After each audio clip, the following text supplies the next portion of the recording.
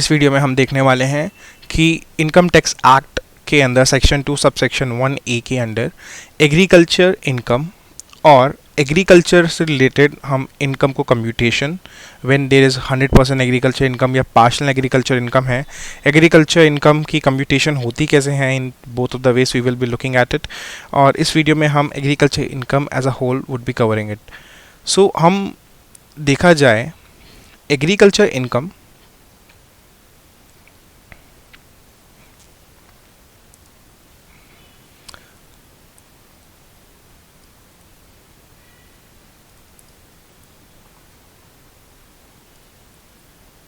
as per income tax act section 2 सब section 1A के under हम देखने वाले हैं। सो अगर इसको इजी बनाया जाए हम यहाँ पे ये देखने वाले हैं कि इनकम जो होती है उसको हम एग्रीकल्चर इनकम कब ट्रीट करते हैं। तो जो हमारे सोर्सेज हैं जहाँ से इनकम ओरिजिनेट हो रही है, उस ऑरिजिनेशन को अगर हम इनकम टैक्स के अंडर एग्रीकल्चर इनकम मानेंगे नहीं मानेंगे, because agriculture is exempted, you can say is exempted means no tax on agriculture income under the income tax act। so हमें ये डिटरमाइन करना कि कौन सी इनकम एग्रीकल्चर इनकम जो ओरिजिनेशन है ऑफ इनकम, क्या वो एग्रीकल्चर है या वो एग्रीकल्चर नहीं है, ये डिटरमाइन करना हमें इस सेक्शन के अंदर पता लगेगा। सपोज करो फिर एक पीस ऑफ लैंड है।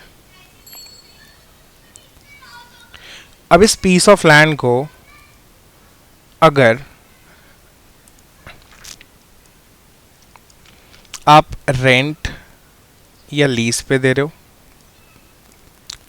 ठीक है, ये एग्रीकल्चर लैंड है। Okay, this is an agriculture land, this is your agriculture land.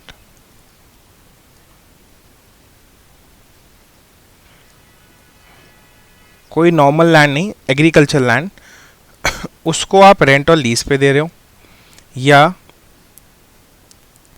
और ये रेंट और लीज किसके लिए होगा, पर्पस क्या होगा। ऐसा नहीं है कि उस पर आपने मल्टी स्टोरी बिल्डिंग बना ली, नहीं, एग्रीकल्चर लैंड को रेंट और लीज पे देना फॉर एग्रीकल्चर पर्पस।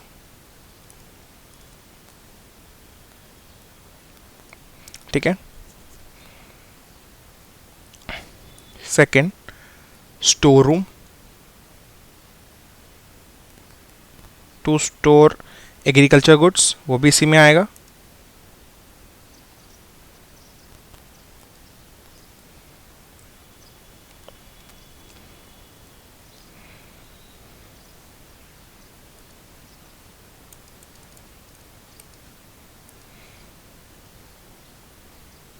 एक सेकेंड,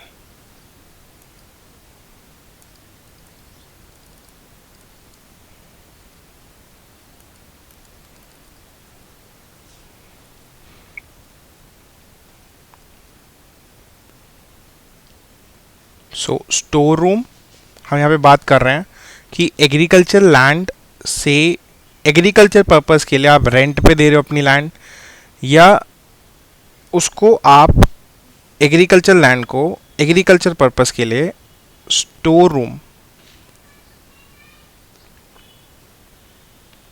के जैसे यूज कर रहे हो, या उसको रेसिडेंशियल प्लेस के लिए यूज कर रहे हो,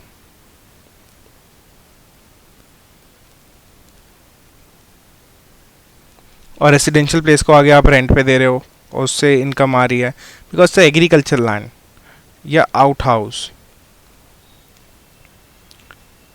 अगर इन पर्पस के लिए यूज कर रहे हो, that will be consider under agriculture income as per the section 2(1)(a) of income tax act. ठीक है, एक तो ये हो गया। दूसरा क्या है, आपने क्या करे, ये आपके पास एक लैंड है, ठीक है, आपने यहाँ पे एक नर्सरी लगा दी, ठीक है, एक यहाँ पे नर्सरी लगा दी। नर्सरी होती है ना जहाँ पे सैपलिंग्स वगैरह ग्रो भी होती है, तो वहाँ पे आपने नर्सरी लगा दी। और साइड साइड में आपने ट्रीज भी लगा दिए टिम्बर के लिए, ठीक है। अब आपने एक, अब देखो दो बातें हैं यहाँ पे, मैं आपको दो बातें अलग से वो कर रहा हूँ।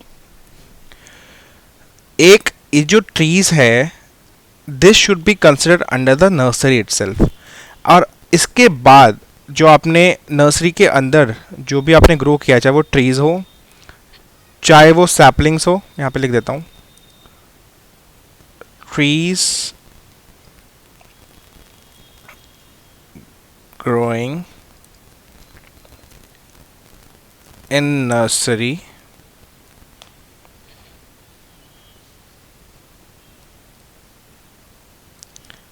अब इसका फॉर्म कैसे होगा, in the form of saplings और सीडलिंग्स, तभी कंसिडर करी जाएगी it as an as agriculture income as well, ठीक है। एक ये हो गया। और क्या हो सकता है,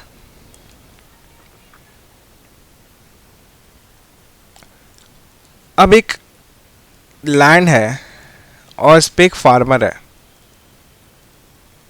फार्मर। अब ये फार्मर क्या है, ये कल्टीवेटर भी है, ठीक है, because they cultivating the land.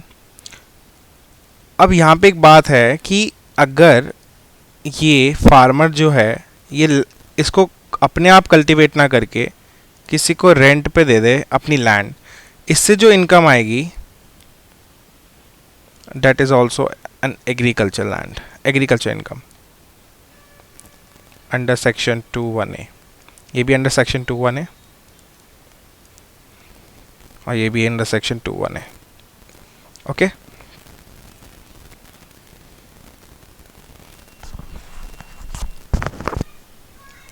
अब इसके बाद हमें ये देखना है कि जो एग्रीकल्चर लैंड है, जो हमारी ये एग्रीकल्चर लैंड है, एक सेकेंड,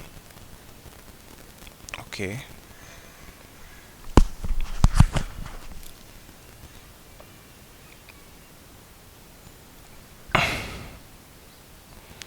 ये हमारी जो एग्रीकल्चर लैंड है, इस पे अगर आपको इनकम हुई है ड्यू टू commercial use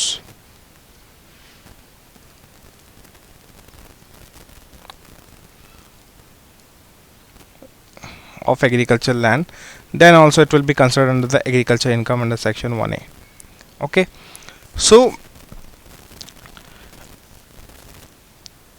इसमें ऐसा होता है कि जितने भी हमारी इनकम, आपने उस पर कुछ भी किया और आपने उसका जो प्रोडक्ट है उसको कमर्शलाइज कर दिया, और उसके बाद जो आपको इनकम आई है वो भी आपकी एग्रीकल्चर लैंड के अंदर होगी। और एक और बता देता हूँ कि अगर एग्रीकल्चर लैंड या वो लैंड जहाँ पे बिल्डिंग एक लोकेटेड है जो कि असेस्ड हो रही है फॉर लैंड रेवेन्यू और subject to local tax rate, that is also considered under the income tax agriculture income under section 21A, okay.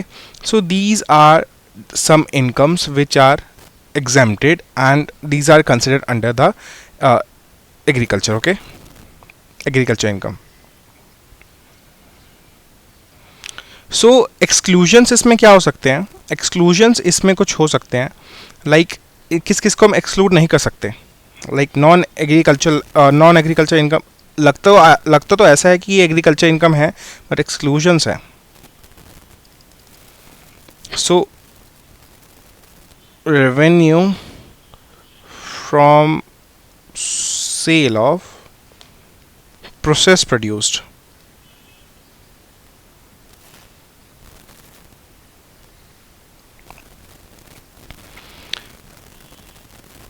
Without, अब ये प्रोसेस प्रोड्यूस कौन सा है, ऑफ एग्रीकल्चर नेचर,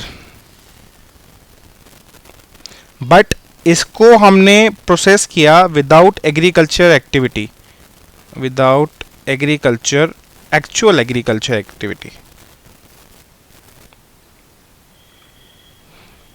सो ये income from business and profession मानी जाएगी, ना कि एग्रीकल्चर इनकम कहलाई जाएगी।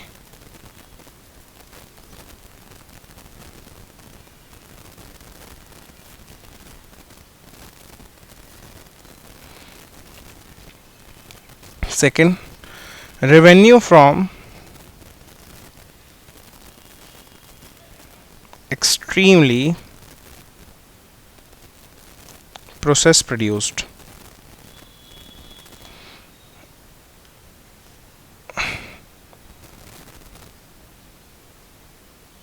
आपने एग्रीकल्चर से प्रोड्यूस तो उठा लिया है, बट उसको आपने इतना और प्रोसेस कर दिया है, इतनी चीज़ें अलग से डाल दी है, एग्रीकल्चर जो उसका नेचुरल फॉर्म है उसको इतना चेंज कर दिया है कि वो इतना प्रोसेस हो चुका है कि you can not consider it as a natural product. So उसमें भी आपको क्या होगा, वो जो रेवेन्यू वहाँ से जनरेट हो रहा है that will also not be consider under the produce of agriculture and it will be termed as the different income, not under the agriculture income. Now मैंने आपको एक बात बताई थी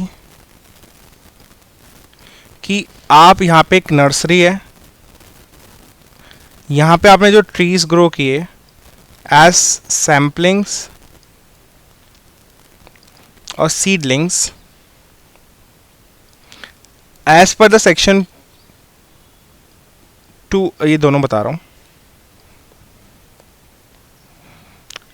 2(1)(a) के अंडर ये एग्जेम्प्टेड हम पढ़ चुके हैं, ठीक है।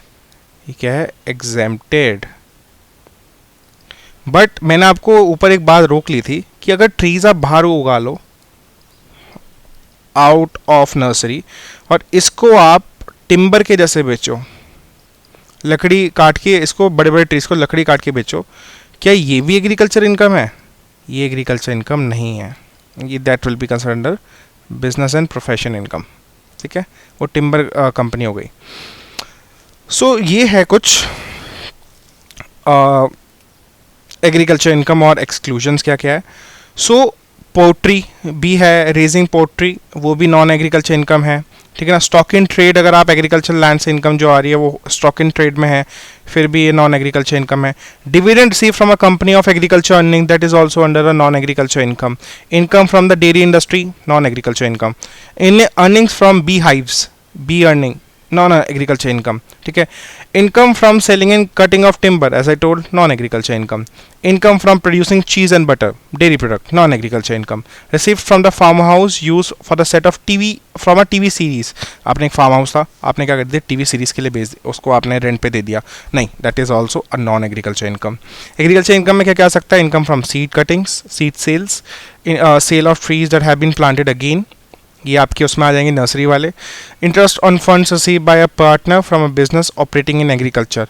आपने क्या किया, आपने एक इंटरेस्ट रिसीव किया उस पार्टनर से जो कि एग्रीकल्चर इनकम में ऑपरेट कर रहा है, उस इंटरेस्ट पे, that is also considered under the agriculture income. Earning from growing creepers and flowers also under the agriculture income. Rent earned from agricultural land, obviously agriculture income.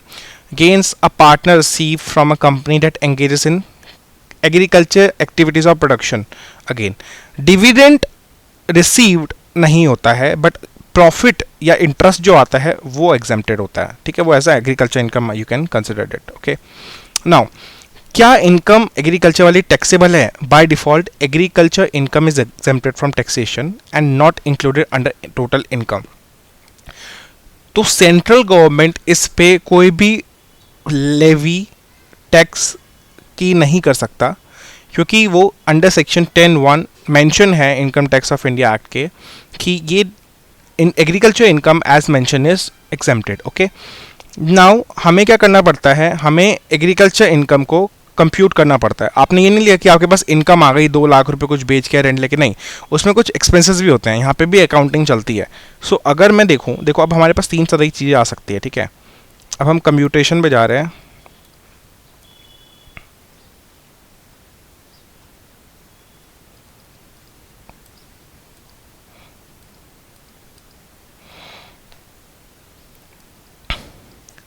या तो आपकी 100% agriculture income है,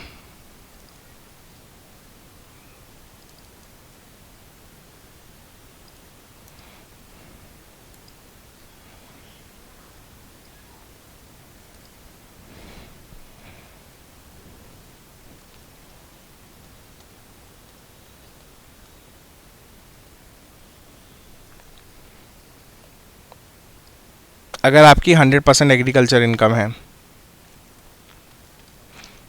तो ये आपकी क्या होगी, एग्जेम्प्टेड होगी।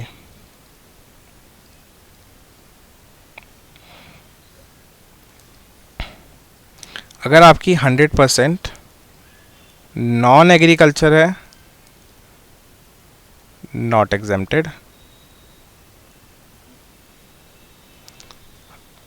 और इस पे टैक्सेबल होगा as per a tax slab,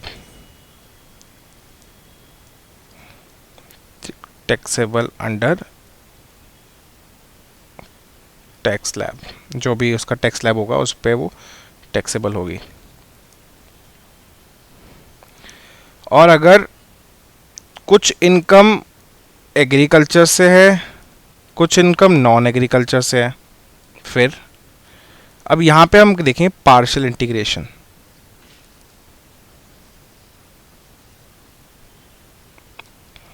okay, वो हम आगे देखेंगे। सो अगर हम देखा जाए सिंपल सी बात, तो अभी हम देख रहे हैं सिर्फ 100% एग्रीकल्चर इनकम जब है तो हमें कैसे कंप्यूट करना है, ठीक है।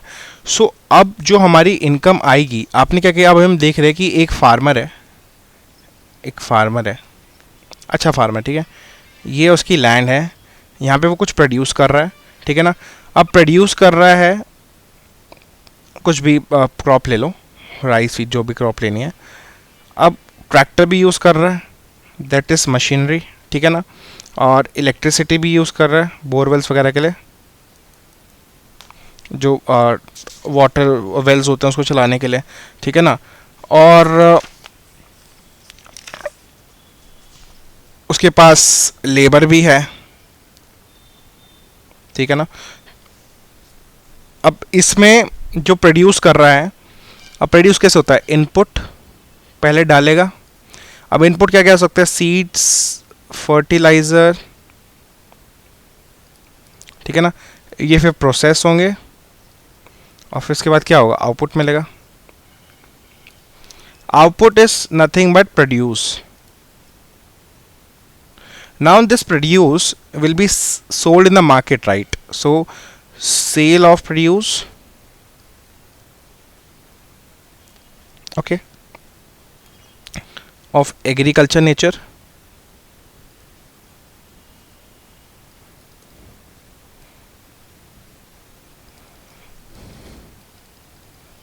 ठीक है।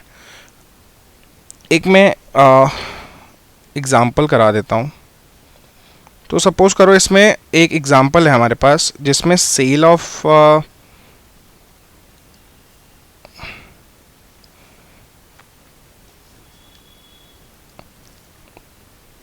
सेल ऑफ प्रोड्यूस है 2,50,000, ठीक है। हमारे पास डेप्रिसिएशन दे सकते हैं क्वेश्चन में। डेप्रिसिएशन किस पे लगेगा, मशीनरी पे, ट्रैक्टर जैसे हमारे पास, ठीक है ना। तो डेप्रिसिएशन हमें इस क्वेश्चन में जो मेरे पास है, डेप्रिसिएशन ऑफ इक्विपमेंट्स है पूरा। तो यहाँ पे हम ट्रैक्टर ले लेते हैं फॉर एग्जांपल, वो है 8,000। अब देखो डेप्रिसिएशन को हमें माइनस करना है क्योंकि वो हमारा क्या है, फॉर गॉन है, ठीक है ना। ये हमारे पास आई है, this is our income, this is our income. इसकी ट्रैक्टर की वैल्यू 2 लाख थी जब लिया था, अभी 2 लाख से होकर 1.5 लाख आ गई है, 1,50,000। सो 50,000 is depreciation, right. So it's a loss, so loss is minus. फिर माइनस हम क्या कर रहे हैं, अच्छा लेबर चार्जेस जो आपने वेजेस वगैरह दिए हैं,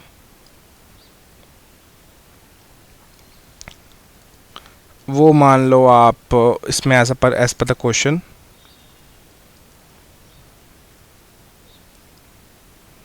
25,000। उसके बाद कॉस्ट ऑफ सीड्स जो आपका इनपुट है, कॉस्ट ऑफ सीड्स जो कि है 8,000, कॉस्ट ऑफ फर्टिलाइजर्स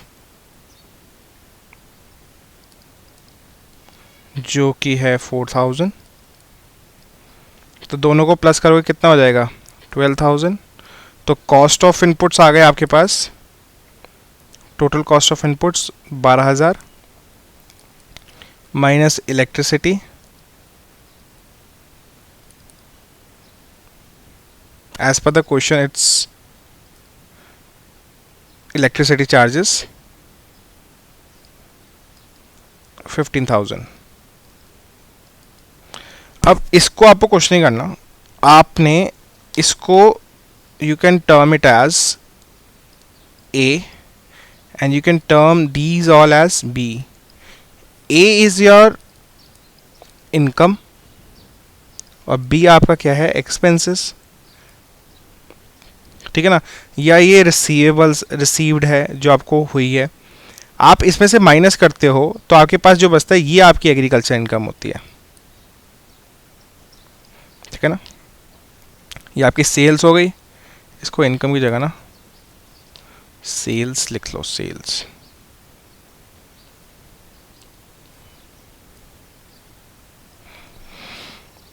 ठीक है, अगर आप इसको टोटल करो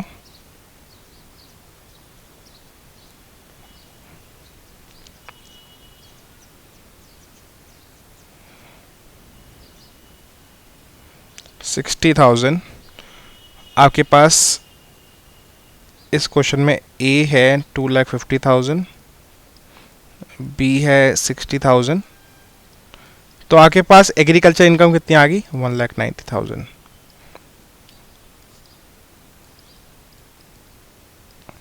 क्या हुआ इसमें, हमने एग्रीकल्चर इनकम निकालने के लिए A माइनस बी कर दिया, सिंपल, और हमारी एग्रीकल्चर इनकम आ गई। तो इस वीडियो में इतना ही रखते हैं, नेक्स्ट वीडियो में हम पार्शियल इंटीग्रेशन देखेंगे, या थोड़ा अभी टाइम है तो इसी में ही कवर कर देते हैं। सो अब इसमें ये तो था जब आपके पास 100% एग्रीकल्चर इनकम है। अब अगर आपके पास कुछ नॉन एग्री है और कुछ एग्रीकल्चर इनकम है तो तब क्या करेंगे, तब आपके पास कुछ स्टेप्स होते हैं जो आपको फॉलो करने होते हैं। सबसे पहली बात, ये एप्लीकेबल कब होता है, ये एप्लीकेबल होता है जब आप एज अ पर्सन इंडिविजुअल हो, या हिंदू HUF हो, हिंदू अनडिवाइडेड फैमिली, या आप AOP हो, एसोसिएशन ऑफ पर्सन या बॉडी ऑफ इंडिविजुअल्स, या एक आर्टिफिशियल पर्सन हो in the eyes of law like company. Conditions क्या फॉलो करनी पड़ती है ये आपको मैं बता रहा हूँ। Partial integration, when there is some agriculture income और नॉन एग्रीकल्चर इनकम दोनों, ठीक है। कंडीशन क्या फॉलो करनी पड़ती है, कंडीशन फॉर पार्शियल इंटीग्रेशन कब अप्लाई होती है, फर्स्ट अप्लाई होती है जब ऑब्वियस सी बात है टैक्स पेयर के पास has non agriculture income that is more than the exemption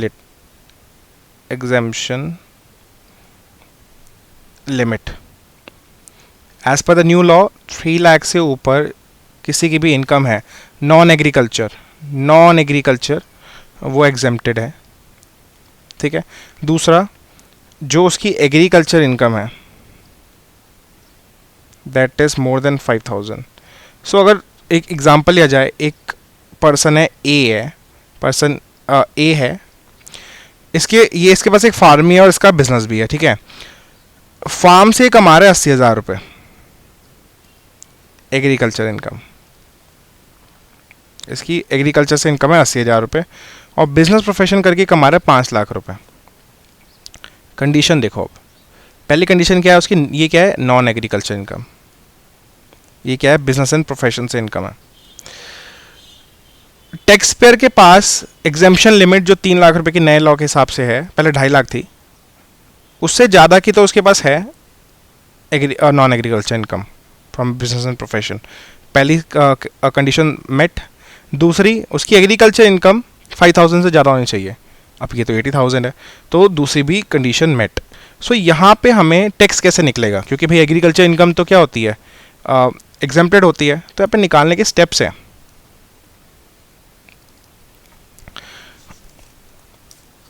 हमें इसमें क्या करना पड़ता है, सबसे पहले आप ऐड कर लो agriculture plus non agriculture income.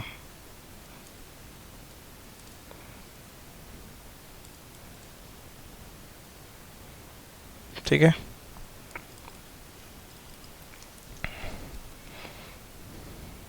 Second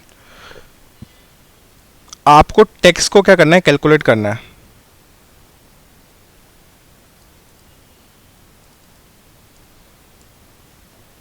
after exemption, like ऊपर वाले एग्जांपल में 3 लाख कितनी थी, 5 लाख और 80,000।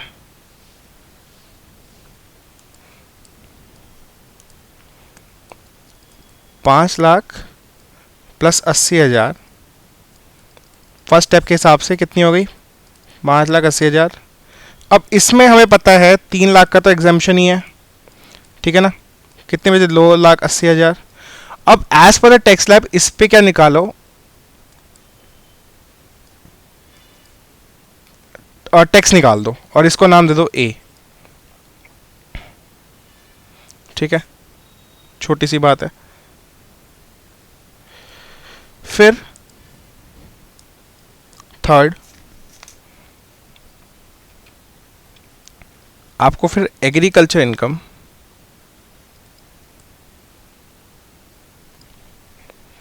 प्लस मिनिमम एग्जेम्पशन जो आपने दी है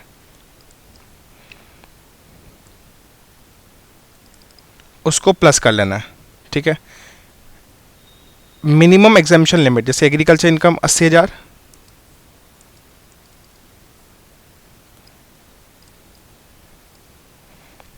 अब यहां पे आपके पास मिनिमम एग्जेम्पशन लिमिट कितनी थी,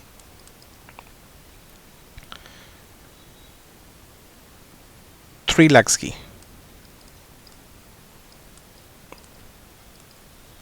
ठीक है, अब आपको क्या करना है, इस 3,80,000 में से तो 3 लाख की तो आपके पास चली गई क्या,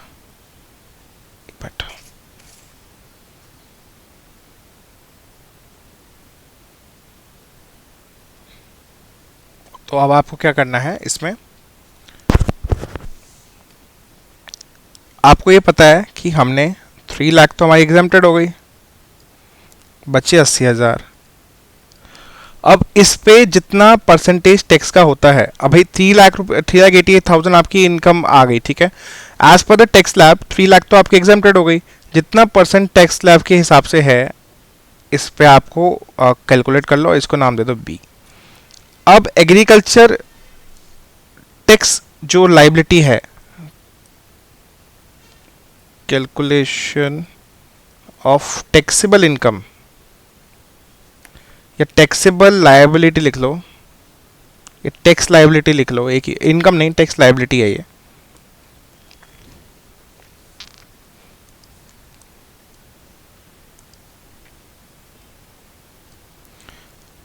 A minus B is your answer। ठीक है, this is the way of calculating tax when you have income from agriculture sources as well and income from non-agriculture sources as well। okay, so this is it and इसके अलावा इसमें ज़्यादा कुछ है नहीं। Further do हम इसमें ये भी देख सकते हैं,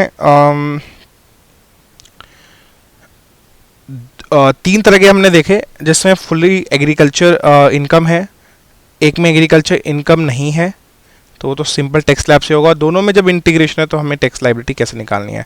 for this video this is it and see you in the next video.